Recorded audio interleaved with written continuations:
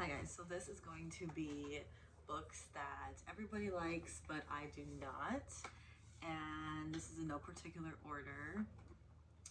And I'm going to start with books that I currently own in my possession. And then for the other books, I'm going to just put a picture up for you guys. But I'm going to start with, I have notes on the books and why I did not like them. And which is shocking because a lot of these books are like the most talked about, the highest reviewed, even on Goodreads. And I just couldn't get through it. So yeah, so I'm gonna start with this one's crazy because everyone's like, I read this book in one day. And don't get me wrong, I love a good psychological thriller, but no exit. I hate this book. I didn't even finish it. I don't really like the main character. I think I don't like it because it's written in third person, and I prefer books that are written in first person. And also, I mean, if I don't really like the main character, there really isn't much to go from the book. And so basically, it is like a situation. She's stuck in a rest stop, and she's like not the nicest person. She's had issues with her mother. Mother is sick, and she's going to see her sick mother. And she finds a girl trapped in a cage, and from the very beginning, you pretty much know everything about the about like who did it. I guess you don't know why, but I mean, they took a child, so I mean, it's like there really is no mystery. I guess it's like how do I? It's like how do I save this girl? But I'm not like invested in the story because there's no suspense, and unfortunately, a lot of it is just her making stupid mistakes and just a lot of dialogue I just did not care about. And I'm just a little shocked that people are saying that this is like page turning, gripping. Don't read it before bed because it's so scary. Um, I didn't think it was really, it was like weird dialogue, and overall very disappointed because the hype was real on this one. And I looked on Goodreads, and there are a lot of people that do agree with me that this book is, overhyped. But overall, people either like love this book or hate this book. So let me know what you think about this book because I couldn't even get through it. I just don't care. I just don't care about. I already know who did it. I already know the main character is kind of not the smartest, and not trying to be rude, but like she makes really dumb mistakes. That's just like hard to. That's not really something I want to read. So definitely pass on this book, which is a favorite of most people. The next book is another book that is literally some of people's most favorites that got them hooked on this author. I just finished this book. It's called The Couple Next Door. It's by Sherry Lapina. She's like one of the most, I guess, famous psychological thriller writers. She wrote, I bought like a pack of four. Now I'm like regretting it because I'm like, if it's anything like this book, like I'm like not looking forward to. I guess there's an unwanted guest, someone we know. That's what I have, and the end of her. So if this is what I guess started her career, and at first I was hooked. I'm not gonna lie, and then in the middle I was like, couldn't stop reading. Like it was on. If you read The Girl on the Train, that's one of my favorite books, and I'm also another one of my favorite books is by B.A. Paris. It's Behind Closed Doors, and it's kind of like a book that you like read. You have to read in one sitting. Like I have to know what happened to them, and in the middle I was like, okay, what's gonna happen?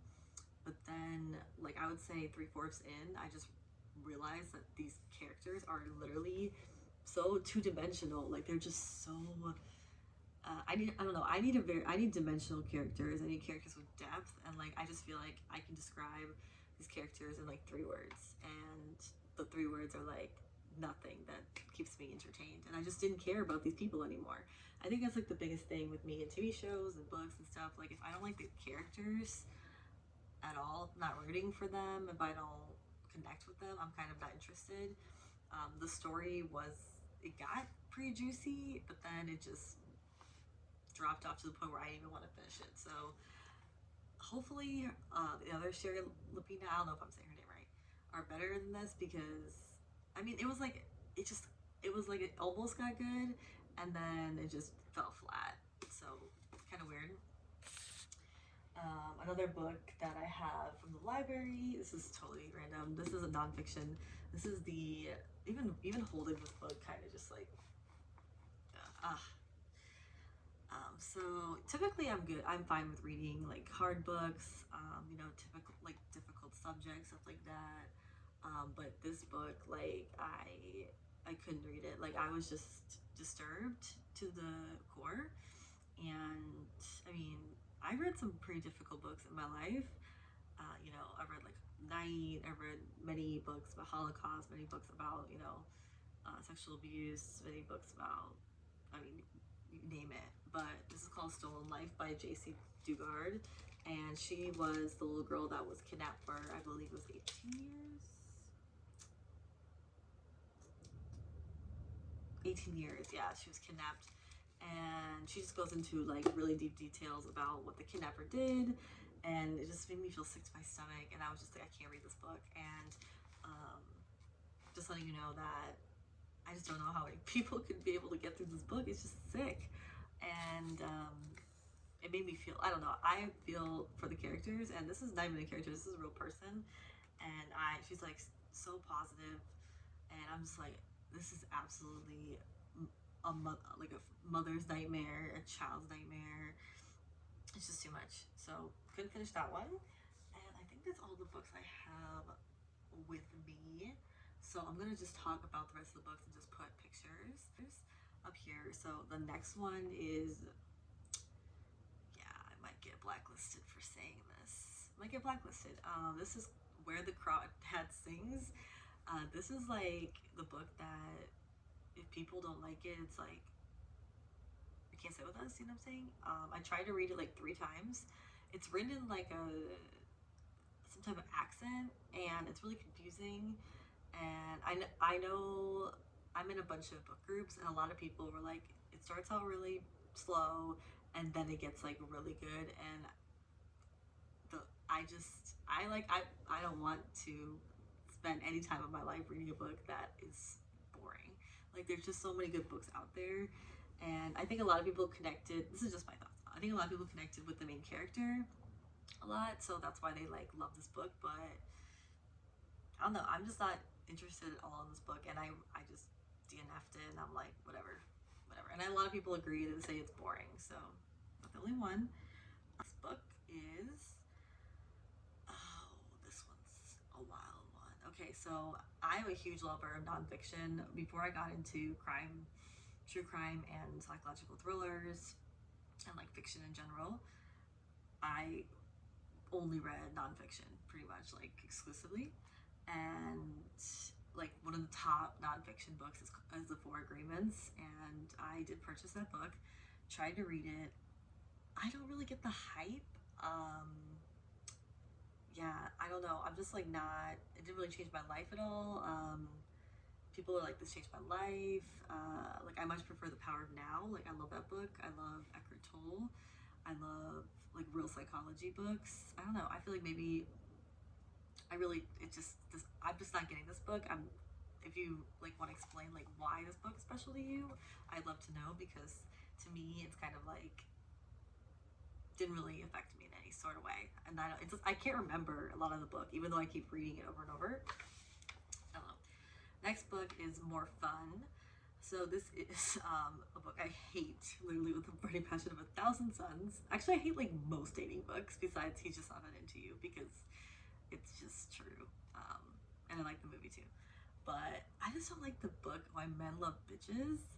And I don't know if I can say that word on YouTube, but everyone's like, it's the best book ever, best book ever. And I'm just like, I just don't feel like anyone's gonna be like, read that book and then become what that book is trying to say to become, because that's like, I don't, it's like, imagine if the book was called like Why Women Love Douchebags. Like, it's like teaching women to be bitches, and it's like, they're like, it's such a double standard. And I'm not a huge feminist or anything, or social justice warrior, but like, ew, you know, it's like, no, everyone should be nice and kind.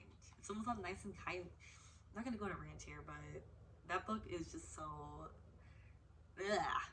every time I read it, I'm just like, oh my god. Like when people are like, this book changed my life, I'm like, like maybe it's just not the right person, because the right person would appreciate your kindness, like if you have to change yourself to make someone like you, they're not really like your person.